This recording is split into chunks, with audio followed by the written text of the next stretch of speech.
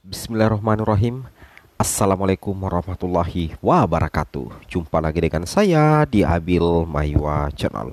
Jadi teman-teman, channel ini merupakan channel pendidikan tempat kita berbagi tentang aplikasi pendidikan, Microsoft Office, serta tips dan triks komputer. Jadi pada video kali ini teman-teman ya, kembali lagi admin akan mencoba mengupdate informasi terbaru seputar perkembangan nasib P2 P3 P3K Guru formasi tahun 2023.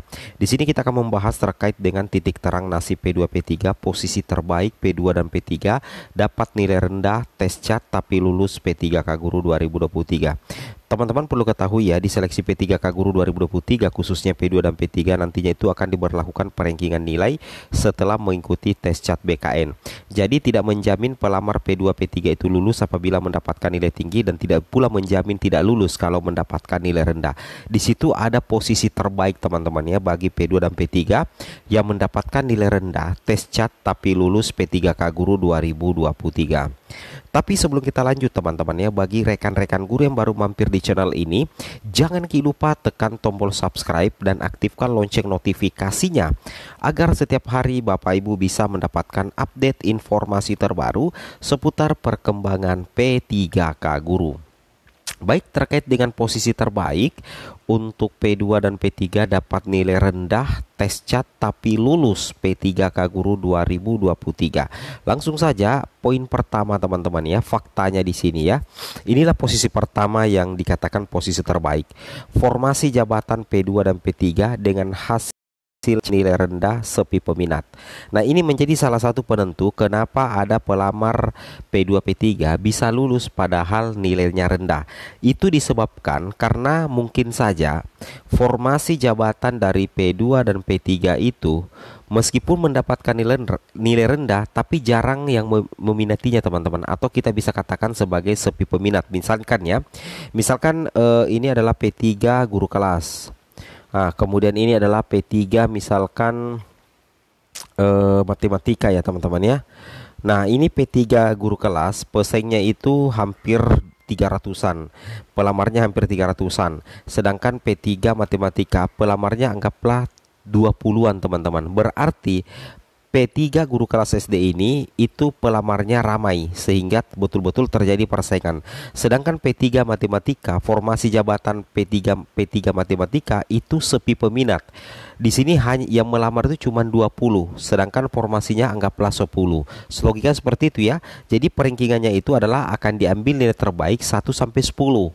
Nah, jadi andaikan misalkan P3 matematika ini nilainya tidak terlalu tinggi atau bisa kita katakan sebagai nilai rendah, itu tetap berpeluang lolos teman-teman. Kenapa? Karena formasi jabatannya itu sedikit yang melamar. Nah, sedikit yang mendaftar di formasi jabatannya misalkan, atau kita bisa katakan sebagai sepi peminat. Berbeda dengan P3 guru kelas yang kita sudah kenal bahwa bakal banyak pendaftarnya, baik itu P1, P2, P3 maupun pelamar umum teman-teman ya. Sehingga salah satu penentu atau salah satu posisi P3 bisa auto lulus menjadi ASN P3K apabila formasi jabatan P2 dan P3 dengan hasil CAT nilai rendah itu ternyata sepi peminat. Ini bisa menjadi salah satu potensi kelulusan teman-teman ya, karena jarang yang melamar di formasi itu. Nah, itu maksudnya admin teman-teman ya. Oke. Kemudian yang kedua yang kedua di sini teman-teman ya, jumlah sisa formasi setelah P1 ditempatkan itu lebih banyak dari pelamar P2, P3 dan otomatis linear. Minimal berimbang lah teman-teman ya. Saya ulangi, minimal berimbang. Nah, jadi intinya salah satu posisi terbaik penentu kelulusan bagi P2 dan P3 atau membuka potensi kelulusan yang jauh lebih besar itu apabila teman-teman ya, jumlah sisa formasi, ingat ya, jumlah sisa formasi setelah P1 ditempatkan ternyata itu lebih banyak. Ya, lebih banyak sisa formasi teman-teman ya daripada pelamar P2 dan P3. Misalkan setelah penempatan P1 ya, sisa formasi untuk P2 dan P3 misalkan 40. Ternyata sisa pelamar P2 itu anggaplah 10, sisa pelamar P3 itu anggaplah 20 teman-teman, dan 30 untuk jumlahnya pelamarnya itu tinggal 30.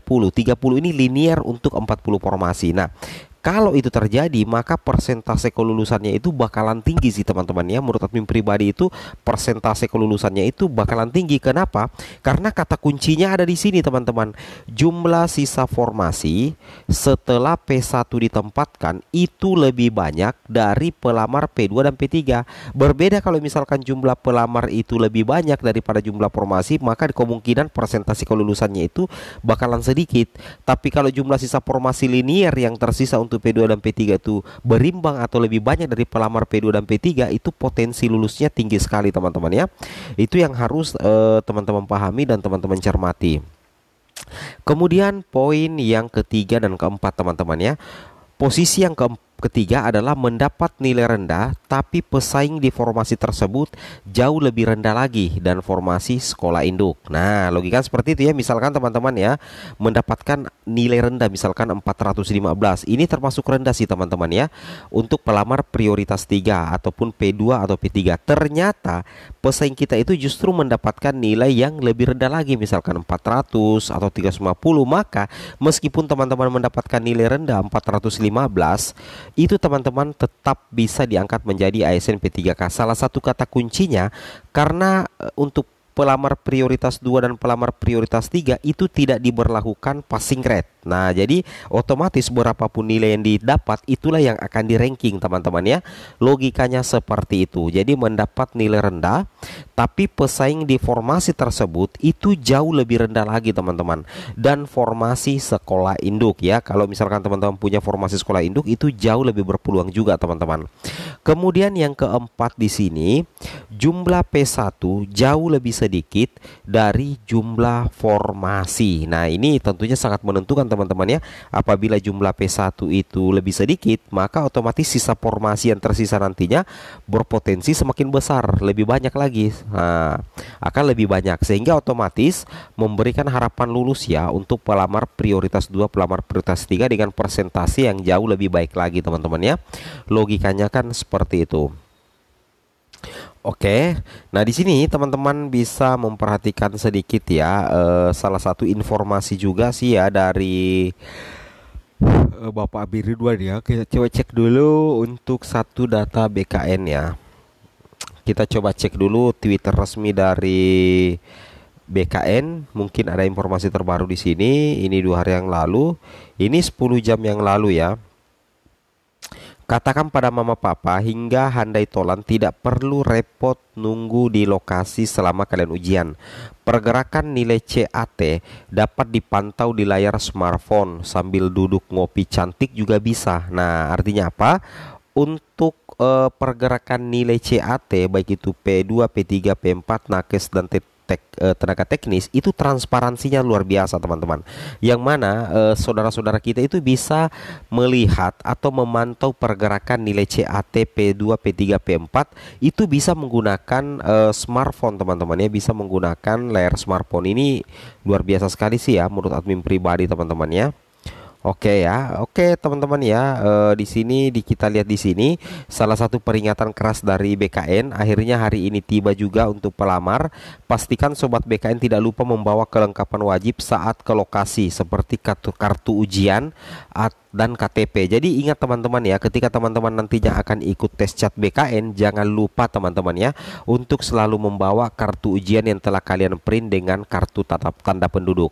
Ingat ya, tips utama sebelum ikut ujian yang pertama itu teman-teman adalah asupan jasmani dan rohani. Semoga bermanfaat. Assalamualaikum warahmatullahi wabarakatuh.